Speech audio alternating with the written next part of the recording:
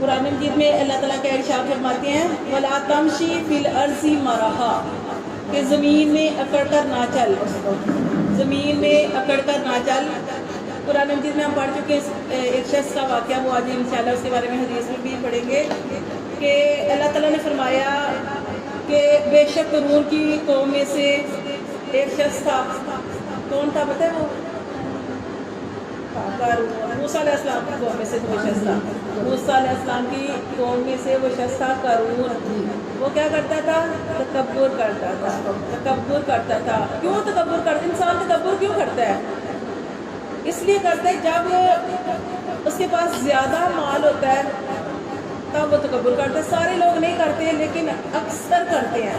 قرآن میں اللہ تعالیٰ نے فرمایا نا کہ زیادہ لوگ جو ہے وہ حد سے جو ہے گزر جاتے ہیں، حد سے بڑھنے والے ہوتے ہیں، اور اس کی وجہ کیا بنتی ہے؟ انسان کا مال و دولت۔ اب دیکھیں آپ فرعون کو دیکھ لیں، بہت زیادہ مال و دولت والا تھا، لوگ اس کے پاس کام کرتے تھے، لوگوں کو سجدے کرواتا تھا، اپنے لیے سجدے کرواتا تھا۔ قارون کو دیکھ لیں، قارون کے خزانے بھی اتنے زیادہ تھے کہ قرآن مجید میں آتا ہے کہ اس کے خزانوں کی چابیاں ایک بڑی بھاری جماعت اٹھاتی تھی۔ سوچیں چابیاں اتنی بھاری جماعت اٹھاتی تھی تو اس کے خزانے کتنے ہوں گے۔ تو وہ تکبر سے چلا۔ کیسے چلا؟ تکبر کے ساتھ چلا۔ اب تکبر سے چلنا کیا ہوتا ہے؟ اپنی گردن کو اونچا کر لینا۔ اللہ کو کیا پسند ہے؟ عاجزی۔ کل ہم سبق کے اندر کیا پڑھے تھے کہ اب جو ہم کل قوم امالیکہ کا پڑھے تھے، اللہ تعالیٰ نے جب ان کو فتح دی، فتح ہو گئی۔ ابھی تو ہم پڑھے نا کہ فتح ہونی تھی، پھر وہ وقت آیا کہ اللہ تعالیٰ نے ان کو فتح دے دی موسیٰ علیہ السلام کی قوم کو۔ اب موسیٰ علیہ السلام نے کیا کہا؟ موسیٰ علیہ السلام نے کہا اللہ نے ہمیں فتح دی ہے، اس دروازے سے نا عاجزی سے داخل ہونا ہے۔ تو پڑھا تھا ہم نے حتتن، کیا کہنا؟ حتتن۔ ہم نے یہ کہہ کے تو عاجزی سے داخل ہونا ہے، کیونکہ اللہ نے ہمیں فتح دی ہے۔ انسان بس ارادہ کرتا ہے، نیت کرتا ہے تو اللہ تعالیٰ مدد کرتے ہیں۔ تو انہوں نے کہا کہ اپنی قوم سے کہ عاجزی کرتے ہوئے یہ کہتے ہوئے داخل ہونا ہے حتتن، اللہ تو ہمارے گناہوں کو معاف کر دے۔ حتتن کا مطلب ہے اللہ ہمارے گناہوں کو معاف کر دے۔ لیکن انہوں نے کیا کیا تھا؟ انہوں نے پھر لفظ بدل دیا، انہوں نے حتتن کی بجائے کچھ اور کہا۔ تو یہ اللہ کی نافرمانی ہوتی ہے۔ دیکھیں نبی صلی اللہ علیہ وسلم کیسے داخل ہوئے، جب فتح مکہ ہوا تو نبی صلی اللہ علیہ وسلم کیسے داخل ہوئے ہیں؟ عاجزی کے ساتھ۔ آپ چاہتے تو کافروں سے بدلہ لے لیتے جنہوں نے آپ کو اتنا ستایا، لیکن آپ صلی اللہ علیہ وسلم سر جھکا کے بڑی عاجزی کے ساتھ داخل ہوئے۔ اور اس سے بھی بڑی بات، کافر سوچ رہے تھے آج محمد صلی اللہ علیہ وسلم ہمارے ساتھ پتہ نہیں کیا سلوک کریں گے، لیکن محمد صلی اللہ علیہ وسلم نے فرما دیا، نبی کریم نے فرما دیا آج میں نے سب کو معاف کر دیا۔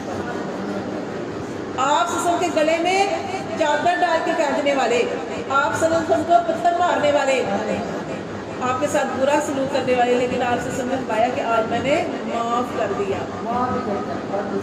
تو معاف کرنا جو ہے اللہ کو پسند ہے، تکبر اللہ تعالیٰ کو پسند نہیں ہے۔ تکبر نبی صلی اللہ علیہ وسلم کی حدیث کا مفہوم ہے کہ وہ آدمی جنت میں داخل نہیں ہوگا جو تکبر کرتا ہے۔ جس کے دل میں رائی کے دانے کے برابر بھی تکبر ہے وہ جنت میں نہیں جائے گا۔ ایک جگہ ہے ہم پڑھیں گے قرآن مجید کے اندر، وہ سورت کا نام کیا ہے؟ سورت اعراف۔ سورت اعراف کے اندر آئے گا کہ جب تک دل کے اندر چیزیں ختم نہیں نہ ہو جائیں گی تب تک اللہ جنت میں نہیں بھیجے گا۔ جب اللہ تعالیٰ فیصلہ کر دے گا نا جنت والے جنت میں جائیں گے، جہنمیوں کا بھی فیصلہ ہو جائے گا۔ کچھ ایسے لوگ ہوں گے کہ جن کے دل صاف نہیں ہوں گے، ان کو ایک مقام پہ ٹھہرایا جائے گا۔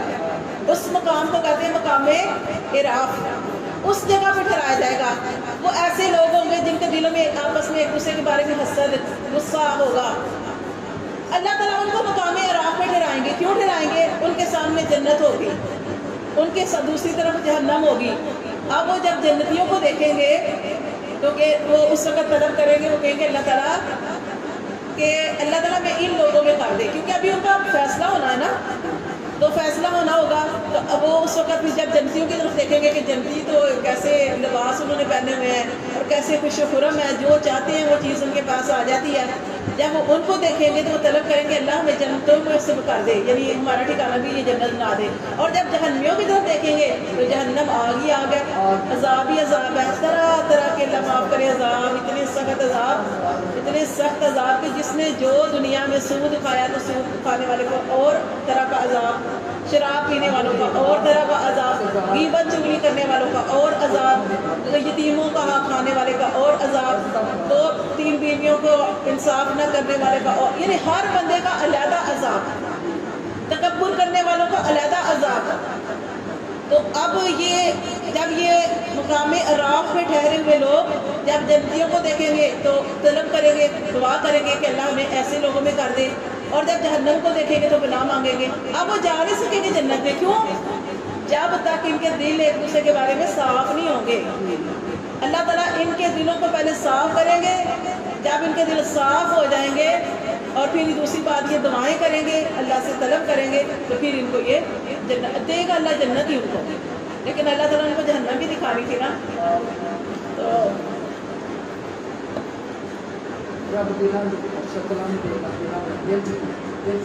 ایک آدمی نے پوچھا تھا نا کہ نبی صلی اللہ علیہ وسلم نے فرمایا کہ وہ شخص جنت میں نہیں داخل ہو سکتا جس کے دل میں تکبر ہے، اور جس کے دل میں رائی کے دانے کے برابر بھی تکبر ہو۔ تکبر کیا ہے؟ اور میں کوئی بھی کام کرنے لگے آپ کے میں کرتی ہوں، میں نے ایسے کیا، میں اچھی ہوں نا، مطلب میں جو اللہ کو ناپسند ہے۔ تو کتنا پیارا وہی واقعہ آپ موسیٰ علیہ السلام کا، کہ موسیٰ علیہ السلام نے کیا کہا کہ جب اپنی قوم کو خطاب کر رہے تھے، واعظ کر رہے تھے، تو قوم نے کہا، سوال کر دیا قوم نے کہ اس وقت دنیا میں سب سے بڑا عالم کون ہے؟ موسیٰ علیہ السلام نے کہہ دیا میں۔ اللہ کے نبی تو ہم تو بہت، اللہ معاف کرے، ہم تو بڑے کمزور ہیں، وہ تو اللہ کے نبی تھے، انہوں نے یہ بات کہہ دی کہ میں، بس اللہ نے پھر ان کی پکڑ فرما دی۔ پھر وہ سارا واقعہ جو پھر آگے قرآن مجید کے اندر ان کا سارا واقعہ تھا، وہ خضر علیہ السلام کا واقعہ، پھر اللہ تعالیٰ نے ان کو یہ کر کے دکھایا کہ دیکھو موسیٰ علیہ السلام تم کہتے تھے میں سب سے زیادہ جاننے والا ہوں، اب یہ دیکھو خضر علیہ السلام تم سے بھی زیادہ جاننے والا ہے۔ تو اس لیے میں اللہ کو ناپسند ہے، میں اس کے ساتھ اچھا سلوک کرتی ہوں، میں اتنا قرآن پڑھتی ہوں، میں فلاں کے ساتھ یہ کرتی ہوں، میں ہی رشتوں کو نبھاتی ہوں، میں اللہ، آپ کرتے ہیں نا، آپ نمازیں پڑھنے والی ہیں، آپ واقعی ایسی ہیں کہ آپ نے رشتوں کو جوڑ کے رکھا ہوا ہے، آپ واقعی ایسی ہیں کہ آپ کا اچھا اخلاق ہے، آپ صبر بھی کرتی ہیں، لیکن آپ میں نہ کہیں، آپ کہیں کہ مجھے اللہ توفیق دیتا ہے تو میں یہ کرتی ہوں، اللہ کو شامل کرنا ہے۔ جب آپ یہ کہیں گے میں کرتی ہوں تو یہ ٹھیک ہے، یہ تکبر میں آ جاتا ہے۔ پھر ایک صحابی نے کہا تھا کہ اللہ کے رسول کیا یہ بھی تکبر ہے؟ اچھے کپڑے پہننا، اچھا لباس پہننا، یہ بھی تکبر ہے؟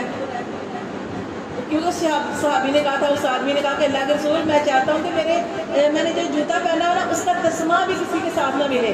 کچھ ہوتے ہیں نا لوگ کہتے ہیں ہم تھوڑی مختلف چیز پہننا چاہتے ہیں، ہم نہیں چاہتے کہ ہمارے کپڑے، ہماری جوتی کسی کے ساتھ ملے۔ تو اس آدمی نے بھی یہ سوال کر دیا کہ اللہ کے رسول میں یہ نہیں چاہتا کہ میری جوتے کا تسمہ بھی میں نہیں چاہتا میرا کسی کے ساتھ ملے، تو کیا یہ تکبر ہے؟ آپ نے فرمایا یہ تو تکبر نہیں ہے، اگر تم علیحدہ کوئی اپنے کپڑے علیحدہ پہننا چاہتے ہو، کوئی اور جو بھی کرنا چاہتے کرو، لیکن تکبر تو یہ ہے کہ تمہارے پاس جو بیٹھا ہے جس نے اچھے کپڑے نہیں پہنے تم اس کو حقیر جانو، یہ تکبر ہے۔ تکبر یہ نہیں ہے کہ آپ اچھا نہ پہنیں، اچھا نہ کھائیں، آپ اچھا کھائیں، اچھا پہنیں، اگر اللہ تعالیٰ نے آپ کو دیا ہے اچھا کھائیں بھی، اچھا پہنیں بھی، اور اللہ کے راستے میں بھی لگائیں۔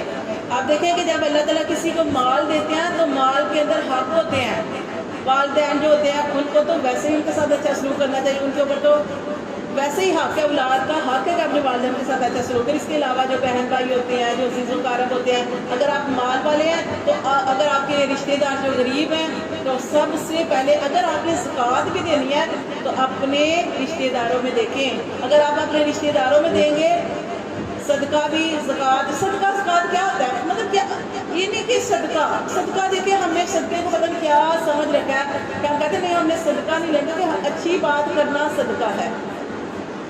کوئی رستے سے چیز کو ہٹا دینا، جو تکلیف دہ چیز ہے اس کو ہٹا دینا صدقہ ہے، یعنی آپ کے صدقہ نہیں، اب مطلب یہ ہوتا ہے کہ آپ کے پاس مال ہے اور آپ کا کوئی عزیز جو ہے اس کو کسی چیز کی ضرورت ہے، اس کا بچہ پڑھنا چاہتا ہے اور اس کے پاس وسائل نہیں ہے، وہ کماتے بھی ہیں لیکن اس کے باوجود ان کے وسائل نہیں ہے کہ اپنے بچے کو پڑھا لے، تو آپ میں سے کوئی ایسا ہے یعنی کہ رشتے داروں میں کوئی غریب ہے تو آپ اس کے بچے کو پڑھا دیں، یہ صدقہ ہے۔ صدقہ کیا ہے؟ نیکی۔ صدقے کا مطلب نیکی ہوتا ہے۔ صدقے کو کچھ اور نہ سمجھ لیں جو ہم نے سمجھ رکھا ہے کہ صدقہ ہے تو گوشت کا دینا رستے میں ڈالا ہوتا ہے، اور پتہ نہیں کیا یہ پتہ نہیں کیا معاش کیا ڈالے ہوتے ہیں، سڑکوں پہ ڈالے ہوتے ہیں، دالیں ڈالی ہوتی ہیں، یہ کیا یہ صدقہ ہوتا ہے؟ سڑک کے درمیان میں کسی کے گھر کے آگے آپ پھینک دیں، کسی پتہ نہیں چرستے میں پھینک دیں، یہ کیا ہے؟ اللہ کا رزق آپ نے سڑکوں میں ڈالا ہے، یہ صدقہ ہے؟ یہ تو اللہ ناراض ہوتا ہے۔ اللہ کے رزق کو آپ نے وہاں پہ ڈال دیا، اور یقین کریں مجھے اس دن ایک عورت تھی، وہ بڑی سمجھدار عورت تھی، لیکن نا وہ انسان کا ذہن خراب ہو جاتا ہے۔ مجھے کہتی ہے اس کے گھر کے آگے کسی نے معاش جو تھے نا وہ ڈالتے ہیں نا، وہ ڈالے ہوئے تھے، تو وہ نا تھی تو وہ سمجھدار عورت لیکن تھوڑی سی دین سے دور ہے۔ جو دین والے لوگ ہوں گے ان کے گھر کے آگے بھی ڈالا بھی ہے نا، تو وہ کہیں گے لا حول ولا قوت الا باللہ۔ اللہ یہ معاش کی یا کوئی یہ جو ہمارے گھر کے آگے کوئی چیز ڈالی ہے، اللہ اس کی کوئی طاقت ہے ہی نہیں، کرنے والا تو اللہ تو ہے، یہ یقین آپ بنا لیں۔ اگر آپ کے گھر کے آگے بھی کسی نے کوئی اس طرح کی چیزیں پھینک دی ہے، گوشت پھینک دیا، کچھ پھینک دیا، تو اللہ تعالیٰ تو سب سے بڑا ہے۔ اللہ اکبر کبیرہ، اللہ تو سب سے بڑا ہے، اللہ تعالیٰ ان ساری چیزوں کی کوئی طاقت نہیں ہے، ٹھیک ہے۔ اب اس عورت نے مجھے کہا کہ وہ بڑی پریشان تھی، مجھے ملی، کہنے لگی کہ نا یہ دیکھیں میرے حالات بھی ذہن پہنچ جاتا ہے نا کہ میرے گھر کے آگے کسی نے یہ ڈال دی ہے، اب میں بڑی پریشان ہوں، ہمارے گھر کے اندر تنگی بھی آ گئی ہے اور پتہ نہیں کیا ہونے والا ہے۔ دیکھیں جیسا آپ گمان کریں گے، ہم نحوست کے بارے میں پڑھے تھے، اس سے پہلے ہمارا موضوع یہی تھا کہ کسی کو منحوس سمجھنا۔ دیکھیں نحوست جس نے یہ برا عمل کیا ہے، آپ یقین کریں ہمیشہ وہی جو ہے وہ خود ہی پریشان ہوگا۔ یہ اللہ تعالیٰ دیکھیں قرآن مجید میں فرماتے ہیں نا کہ کوئی مکر کرتا ہے نا، اللہ خفیہ تدبیر کرتے ہیں، مکر کرتے ہیں اللہ خفیہ تدبیر کرتے ہیں، اللہ کے لیے مکر کا لفظ استعمال نہیں کر سکتے۔ اس لیے جو برا دعوت چلتے ہیں، حقیقت میں سورۃ بقرہ میں کیا فرمایا اللہ تعالیٰ نے کہ جو برا کرتے ہیں وہ سمجھتے ہیں ہم کسی کے لیے برا کر رہے ہیں، بظاہر میں وہ اپنے لیے برا کر رہے ہوتے ہیں۔ اب دیکھیں آپ نیکی کرتے ہیں، آپ کو نیکی کا اجر مل جاتا ہے۔ آپ کوئی اچھا کام کرتے ہیں، اب دیکھیں وہ ایک شخص تھا نا، اس نے صدقہ کیا، یاد ہے آپ کو حدیث ایک واقعہ، ایک شخص تھا اس نے صدقہ کیا، صدقہ کس کو ہو گیا؟ امیر شخص کو ہو گیا۔ دوسرے دن صدقہ کیا، وہ مشہور ہو گیا کہ بھئی کسی نے امیر شخص کو صدقہ کر دیا۔ دوسرے دن صدقہ کیا، کس کو ہو گیا؟ زانی عورت کو ہو گیا۔ اس نے سوچا تھا کہ جو مجھے ملے گا اس کو میں صدقہ دوں گا، تو زنا کرنے والی عورت کو صدقہ ہو گیا، بعد میں شہور ہو گئی، زانی عورت کو کسی نے صدقہ دے دیا۔ تیسرے دن اس نے بیچارے نے نیت کی کہ میں نے اللہ تعالیٰ آگے 2 دن صدقہ کیا، فلاں کو ہو گیا، فلاں کو ہو گیا، پھر اس نے نیت کی، پھر اس نے صدقہ کیا، تو کس کو ہو گیا؟ چور کو ہو گیا۔ اب دیکھیں صدقہ کرنے والے کا کیا قبول نہیں ہوا، وہ بڑا پریشان ہوا، بات ظاہر نکل جاتی ہے۔ وہ اس نے کہا کہ اللہ میں نے صدقہ کیا، اس کو ہو گیا، اس کو ہو گیا، اس کو ہو گیا۔